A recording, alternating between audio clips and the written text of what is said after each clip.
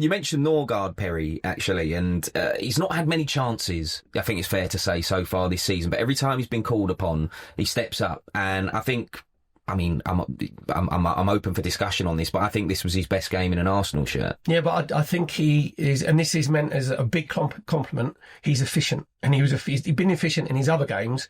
And what was he, 10 million quid? I think that sort of signing, because you know full well he's got the physicality, but I think as well he's one of those players that reads the game really well. But as we saw, he has a bit of vision. I think he's added that. Like at Brentford, where he's probably used to defending a lot more than what he does when he comes to us.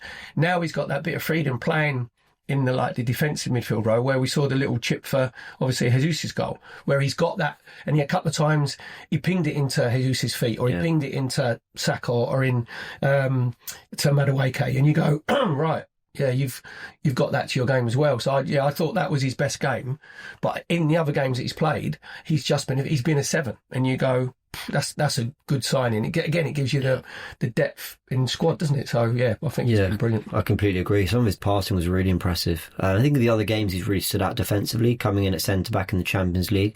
I mean, that's a big ask, and he did well. But a Wigan side, they're going to allow you to have the ball. Flex what you can do on it, and he did. He looked really good on the ball. Some of those passes, you're right. The Jesus assist, couple balls over the top to Martinelli, I think, if I'm not wrong. He just looked really comfortable. And again, I said with the same, with all due respect, he's playing his role perfectly. Basically, you're probably never going to start ahead of Zubimendi and Rice. He's good enough to, in terms of play probably most Premier League games, but though they're going to have the shirt. But when you come in, just keep it, like you said, efficient, keep it moving, make sure we don't skip a beat in that position, allow the players in front of you to thrive, be good off the ball, be disciplined. And he does it really, really well. And I think there were some quotes from him where he said, look, it's just a privilege to be here and I'm really enjoying it. And of course you want that competitive nature of everyone wants to play. I'm sure he wants to be on the pitch every minute of every day, but also just not getting too flustered by, well, I should be playing more. What's my role in the squad? Coming in, being super professional, keeping it moving. I've got a lot of time and respect for him. I think he's a really, really good player, really good squad player, and a really good pickup. Do you know what as well? I think you can tell that Arteta trusts him. Yeah. That gives him confidence. When you could just see, he's not one of those ones thinking, I better not make a mistake because this is my chance. You just saw the way that and it's against Wigan, so you've got to put it in perspective, but you still have to pick the right pass, the right choice, go and get it, and have he's very good at the what ifs. What if it breaks down? Where we've got to be. There's one thing that I just want to say is about the Wigan games, though. They kept one up from our corners, and there was a stage, the first one, no one was back. Do you know what I mean? So Kepa then said to Lewis Skelly, "You come back." But I want to see 2 back. I don't want to see, because they did break a couple of times, and Lewis Skelly got booked once. He booked, didn't he, for the foul on, I think it was Taylor. But we've got to be a little bit more aware of that, because Chelsea did it. And so that's why they kept 3 up. So I always think you should have an overload. So if they keep 3 up, we keep 4 back. Do you know what I mean? They keep 1 up, we keep 2 back. But Arteta likes to go like the 1v1s. Yeah. And what happens is, especially with Lewis Skelly being the last man, sometimes he gets too tight and then you can get spun. So it's just be interesting to see what other teams do against us for our corners, whether they follow suit. Do you know what I mean? So we just got to be a little bit aware of that. Yeah, it's interesting, isn't it? Because I think it was it Shay Given who originally He did it on Match of the Day on the Saturday, and then Chelsea did it in the semi-final, didn't they? Yeah, so, obviously set pieces develop as the season goes on, and we've been massively effective up until this point with set pieces. Just be interesting to see if we can maintain that. The good news is we've started finding our scoring boots, without the need to rely on set pieces, which is good. But I wanted to ask you, James, about Gabriel Martinelli, because he's got this quirky stat where he's become the first Arsenal player to score 10 plus cup goals since 94-95 when Ian Wright did it. So, he's a player who some fans wanted to see go, but wouldn't have minded if he left in the summer. Yeah. But he's showing his value now, 10 plus goals across the cup competitions and Europe. That's good going. Fair play to Gabby Martinelli, because Trossard has been probably the form attacker this year. So Martinelli's had to take his opportunities when he's come in. I think he's done it really well on the right and on the left. Yeah. Is he our top scorer in the Champions League this season? I think he is. He is giving us something off the bench. And what I was saying about Norgaard, where he's sort of really professionally doing his role, Martinelli is, but also with like a more of a bite of, no, but I want to be starting every week, and I know I can be. He knows at his best he can maybe take that position off Trossard. and I hate to say this for him because it's not fair, but he's having such a great impact as, let's not call it a sub, let's call it a finisher, which Arteta, it's a word Arteta likes to use. He's coming on in games at Man City like Bayern, and then coming in the cup where we're rotating and doing a great job. He's really good in front of goal. He can score a goal with his head. He's become a threat from set pieces. He's good with both feet. I think he took his goal with his left foot against Wigan. It was a nice finish.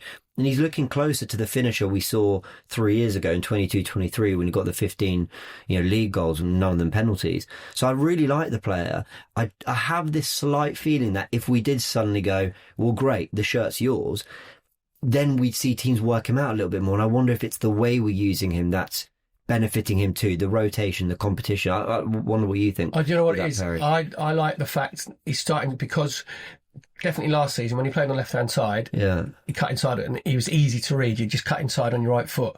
Now you can tell they've worked on him to go on the outside, because even if you go on the outside and the defender gets a block, we still get a corner. Do you know what I mean? So everybody knows so what you have to do is put that little bit of doubt in the fullback's mind. I think especially away from home, he's more effective because the home team has to come at some stage to come and try and take the game to you, or come and try and equalise, or come and get the winner, and then he gets more space in behind. And the other thing that I thought was good against Wigan is there was a threat in behind. Yeah, Madueke was a threat in behind. Martinelli was a threat in behind. Then you had Saka running from deep a couple of times, because sometimes it's too formulaic, where it's very lateral, where it goes in front of other teams' back fours or back fives. So that's what it gives you. And again, it's the attitude. That is anybody's left out. They'll probably have a conversation with Arteta and go, Gaffer, look, why aren't I in? What do you want me to do more? Not, I should be in the team, it's outrageous.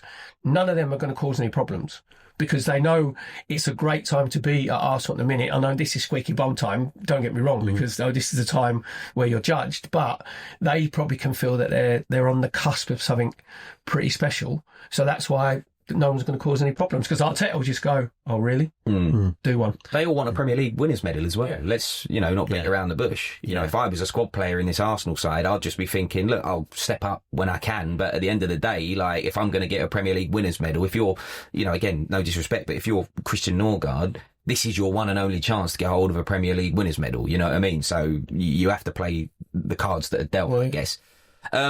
Let's talk about Christian Norgaard's former team, actually, Brentford, because, we played them midweek. It feels so...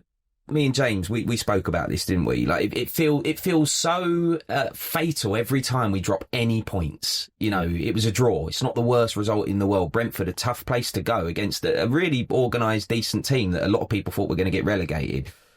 But we dropped points. It's 4 points now at the top. What's your feeling after that game? And do you think there's been a bit of an overreaction? Come on, James. Come on. Just go positive. I'm glad it's been a few days. Still touch the mic and go positive. Yeah. Come on. I'm glad it's been a few days, because I can't pretend I wasn't really frustrated at the whole time. But honestly, and I try when I'm not talking about Arsenal, I try to switch off a little bit. But I have been thinking a lot and just sort of telling myself, look, James, in the end, the Premier League is kind of where it is at the moment. The environment of the Premier League is teams are taking points off everyone. Now, we're worried about potentially losing this title to a side that have already lost 5 games this season as well. So if City go on and do it, we obviously hope they don't. I don't think they will. But if they do, they'll have had many, many imperfections en route to doing it.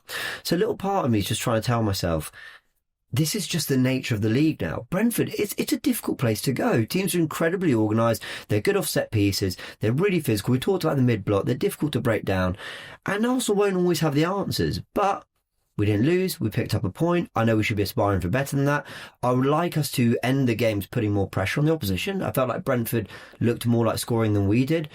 But we're competing on all 4 fronts.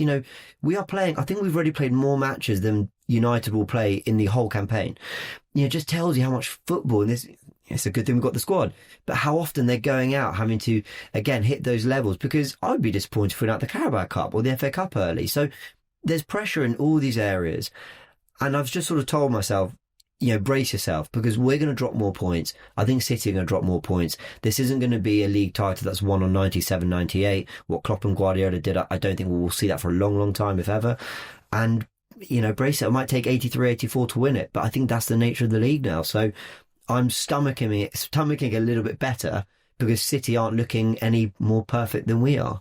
Do you know what? If you don't play well, you make sure you take a point out of it. Yeah. I think a year ago we don't get a point out of that game. I agree completely. Because we'd have lost the game. Because what happened, and what Brentford do brilliantly, is they want to create mayhem. Like I think Arteta said, the washing machine. Like they want to create mayhem. You know, they want to have that carnage, which they did. They only lost 2 games at home all season. I think Man City and Forest, I think it was as well, wasn't it? Yeah. And they've beaten Aston Villa 3 times this season. Beaten Liverpool there. Beaten Man United there. The only thing that when I looked at it, I see it as a point gained because you're still like coming away from a difficult place. If we can turn it again, it's about Arteta having control, right? The way that I look at it, it's very easy as someone who's not the manager.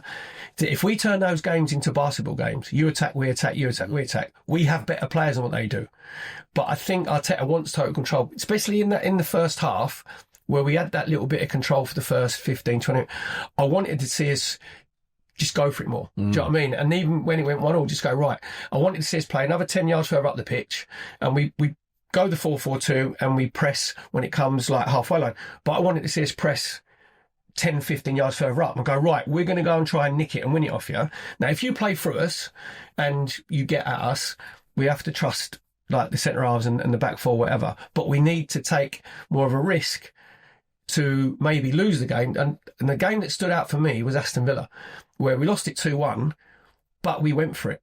We went to try and win the game. And I know you know, we lost it. You go, I'd rather do that because you're going to end up winning more games, do you know what I mean, than drawing. So that was my only small criticism. But then if you look in the second half, Martinelli can make it 2-1, but I think Declan Rice should get his shot away a bit earlier.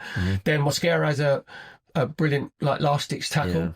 And then Declan Rice, from setting up Martinelli, 40 seconds later, he gets back and it looks like Damsgaard's going to have a free shot, tap it in, and he just nicks it off his toe. So if you look at the whole thing, I think it was more positive and that we take a point, do you know what I mean? And you go 4 points clear.